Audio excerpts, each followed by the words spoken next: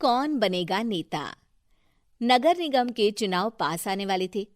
पूरे कानपुर शहर में टिकट को लेकर मारामारी शुरू थी, लेकिन सबसे ज्यादा चर्चा में वार्ड नंबर 40 की सीट थी।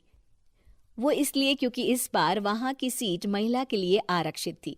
अब सवाल ये था कि चुनाव लड़ेगा कौन। इससे पहले ठाकुर साहब वहां से पार्षद थे और इस बार उन्होंने अपनी पत्नी सीमा ठाकुर को टिकट दिलवाई और ठाकुर साहब की शान के कारण सीमा जी ने 20,000 वोटों से चुनाव जीत लिया। अरे बधाई हो सीमा भाभी, अब तो आप वार्ड की पार्षद बन गई हैं।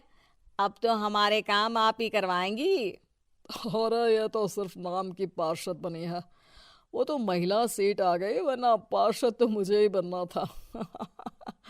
अब भले ही चेहरा इसका होगा, लेकिन पावर तो मेरी ही होगी। अरे वाह भाई साहब, क्या दिमाग लगाया है आपने भी। आइए आप लोग, खाना लगा दिया है सबके लिए।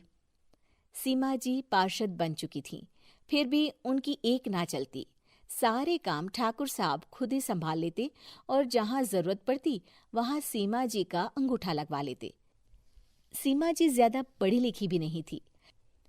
एक दिन ठाकुर साहब और सीमा एक प्रोग्राम में जाते हैं। अरे ठाकुर साहब, आप आ गए। ओहो, पार्षद मैडम भी आ गई हैं। स्वागत है आप दोनों का। लगता है हमारे पार्षद फंड का सही इस्तेमाल हो रहा है। चलिए अब उद्घाटन करते हैं। ये लीजिए ठाकुर साहब कैची, आप ही सबसे पहले प्रवेश कीजिए।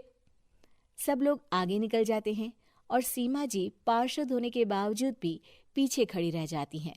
वो देखती हैं कि वेलकम बोर्ड पर उनका नाम है, लेकिन महिला होने के कारण कोई उनका सम्मान नहीं कर रहा।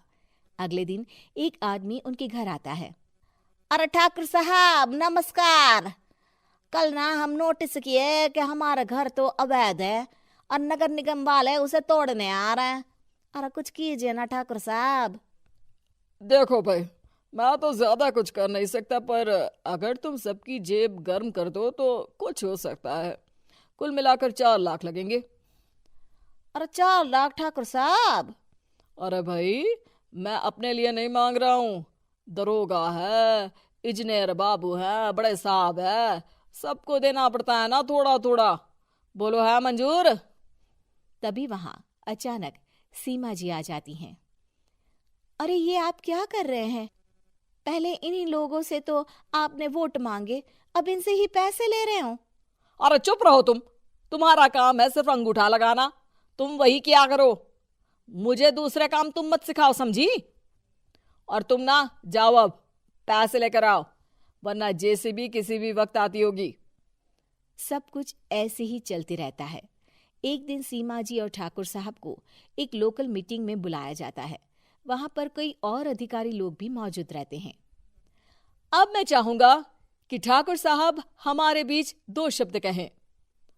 मेरे प्यारे भाइयों और बहनों, आज मेरा सौभाग्य है कि मैं आप सबकी सेवा दिन रात कर पा रहा हूं।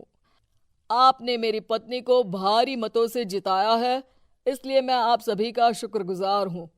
मैं आप सबसे वादा करता हूं कि हमेशा की तरह हमारे वार्ड में किसी को कोई तकलीफ नहीं आने दूंगा। सभी लोग तालियां बजाने लगते हैं। अब मैं माननीय पार्षद मैडम को स्टेज पे बुलाना चाहूंगा। अपने नाम को बुलाया सुनकर सीमा जी एकदम चौंक जाती है। उन्हें बिल्कुल उम्मीद नहीं थी कि इतनी बड़ी जगह उन्हें मंच पर बुलाया जाएगा। जैसे तैसे वो मंच पर चढ़ती हैं। ऊपर जाते ही सीमा जी को सारी पुरानी बातें याद आ जाती हैं कि किस तरह उनके पति उन्हें कभी भी आगे बढ़ने नहीं देते और उनके नाम से गलत काम करते हैं। वो बोलने लगती हैं। मैं आपके वार्ड की पार्षद सीमा हूं। आप में से बहुत कम लोग ही मुझे जानते होंगे, क्योंकि इससे पहले मुझे कभी ऐसा मौका ही नहीं मिला। सारे मौके मेरे पार्षद पति यानी आपके ठाकुर साहब ही लेते रहे, लेकिन आज ये मौका मुझे मिला है तो मैं इसे ऐसे ही नहीं जाने दूंगी। मैं आपको ये बताना चाहती हूँ कि आपके ठाकुर साहब मेरे नाम की आड़ में गैर कानूनी काम करते हैं, जिस पर अंगूठों के निशान मेरे होते थे। इसीलिए मैं अपनी गलती मानती हूँ और आज अपने पद से इस्तीफा देती हूँ, ताकि आगे से कोई गलत काम ना हो पाए। अब फैसला आप सबके हाथ में है कि आप हमें क्या सजा देना चाहते हैं। सीमा जी की बातें सुनकर ठाकुर साहब के चेहरे का रंग उड़ जाता है और वो शर्म से मुंह नीचा करके वहां से चले जाते हैं और पद से इस्तीफा देकर ही सही सीमा जी अपने आप में आत्मविश्वास महसूस करती हैं।